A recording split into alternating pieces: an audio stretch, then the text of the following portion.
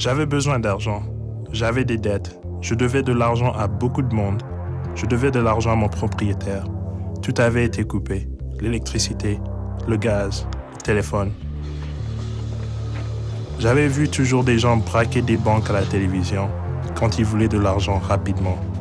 C'est à ça que je pensais lorsque je suis entré dans une banque le 5 mai 1997 et que je l'ai cambriolé.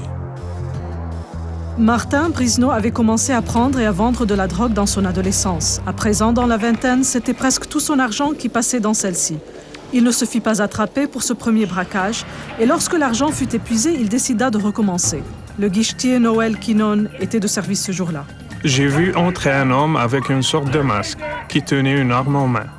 La première chose qu'il a faite a été d'ordonner à tout le monde de se mettre à terre. Je me souviens qu'il a passé son arme dessus du comptoir pour la pointer sur moi et qu'il m'a ordonné de lui donner des gros billets.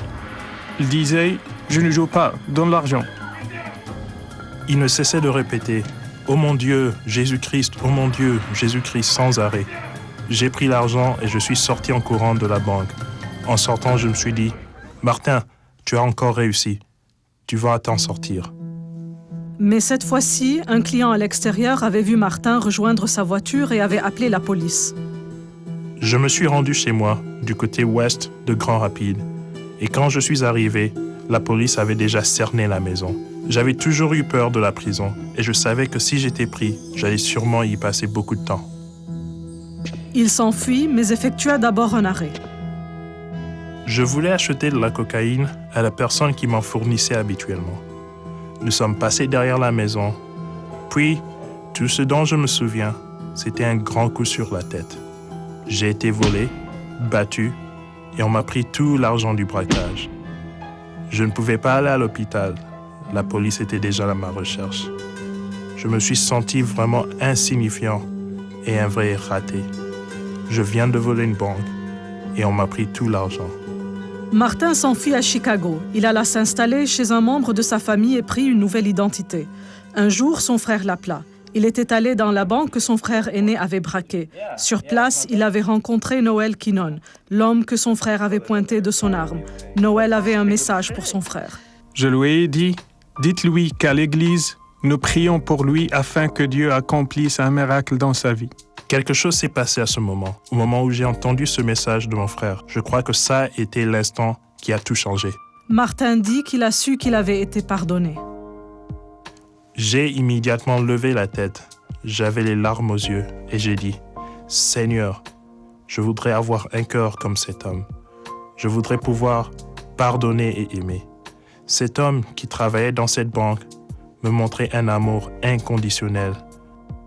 Ce que je lui avais fait ne l'empêchait pas de m'annoncer qu'il priait pour moi, qu'il se souciait assez de moi que pour parler de moi à Dieu, malgré ma vie gâchée.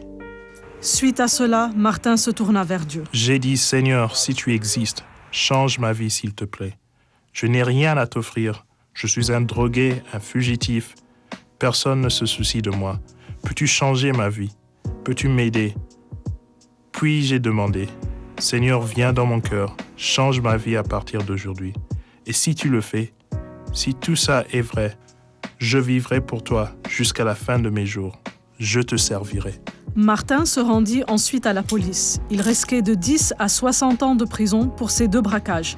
Il chercha un encouragement dans la Bible. Il y avait un verset dans la Bible, en Jérémie 29, qui dit « Je connais les pensées que j'ai pour toi, des pensées de paix pour te donner un futur et un espoir. » C'était comme si Dieu me disait, au travers de ces paroles, « Martin, tu as un futur, il y a un espoir pour toi, mais tu dois passer par cette période difficile. » Après 8 ans et demi, Martin fut mis en liberté conditionnelle.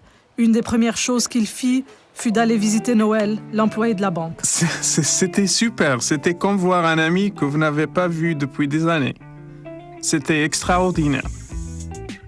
Je crois que le pardon est une décision. Ce n'est pas un sentiment. Vous devez décider de pardonner à quelqu'un. Aujourd'hui, Martin et Noël restent bons amis et Martin est marié et père de famille.